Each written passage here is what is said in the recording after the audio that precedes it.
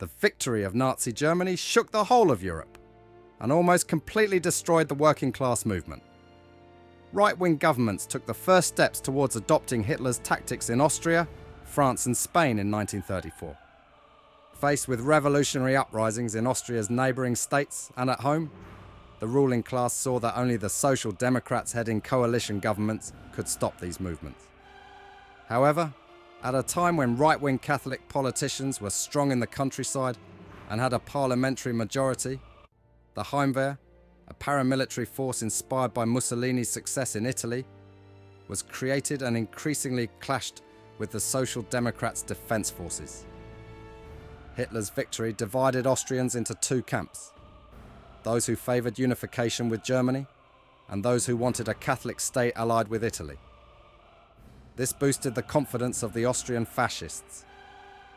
Leaders like Dollfuss took the opportunity to bypass Parliament in March 1933 and rule the country by emergency decree.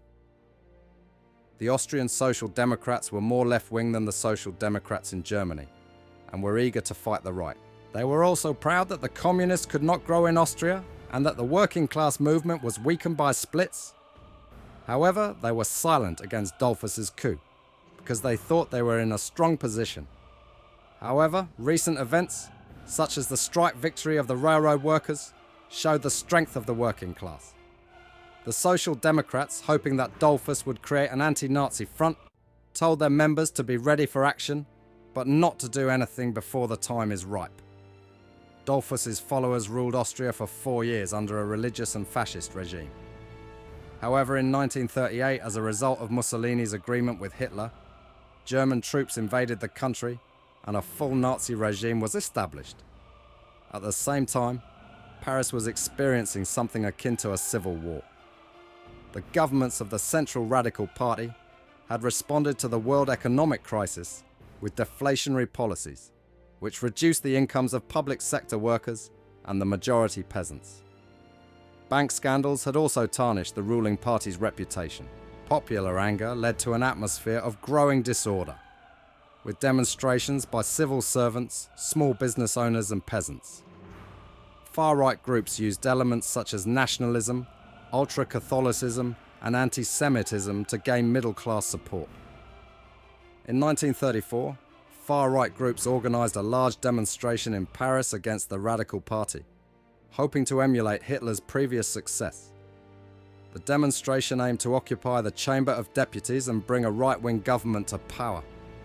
However, clashes between demonstrators and police led to the death of 15 people and 1,435 injured. These events demonstrated that the far right had the power to overthrow a government by force and raised concerns that France was beginning to follow the path of Italy and Germany. The situation in Spain was no different.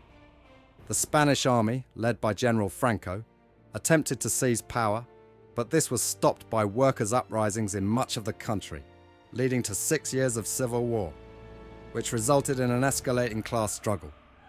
The defeat of the labour movement in the early 1920s allowed the dictator Primo de Rivera to rule Spain for 10 years.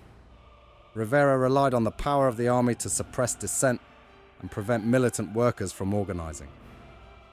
But Rivera's dictatorship was weak and had to balance between different social groups. In 1930, unable to cope with the effects of the world crisis, he resigned. A few months later, the left won a major victory in local elections. The king abdicated and a republic was proclaimed in Barcelona and Madrid.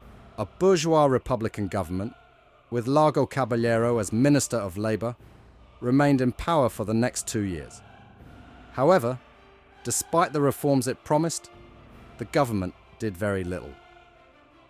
A new party, SEDA, was supported by large landowners, business leaders, military leaders, monarchists, Mussolini admirers, and the Catholic Church.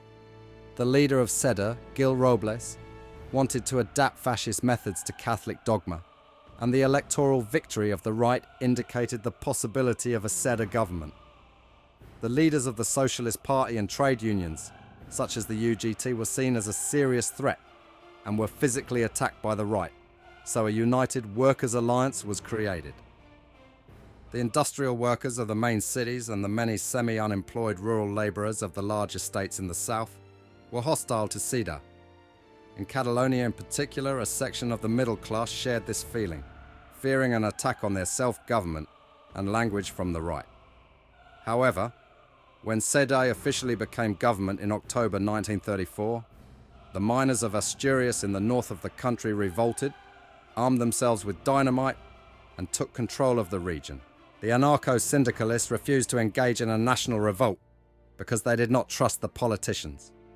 The Catalan nationalists backed down at the last minute, and the Socialist Party and trade unionists limited their protest to a short general strike in Madrid.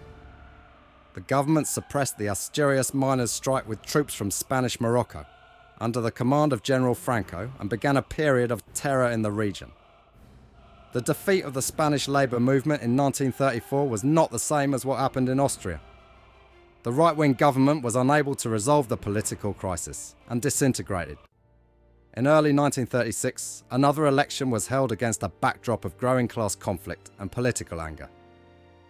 Meanwhile, as in France, the idea of a popular front was beginning to influence much of the left.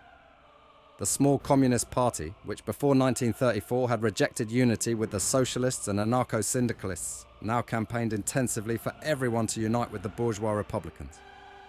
These ideas were enthusiastically welcomed by the right wing of the Socialist Party, which contested the elections with a joint list of socialist, communist and bourgeois Republican candidates. Even the anarcho-syndicalists urged their members to vote for this list, hoping that their activists would be released from prison.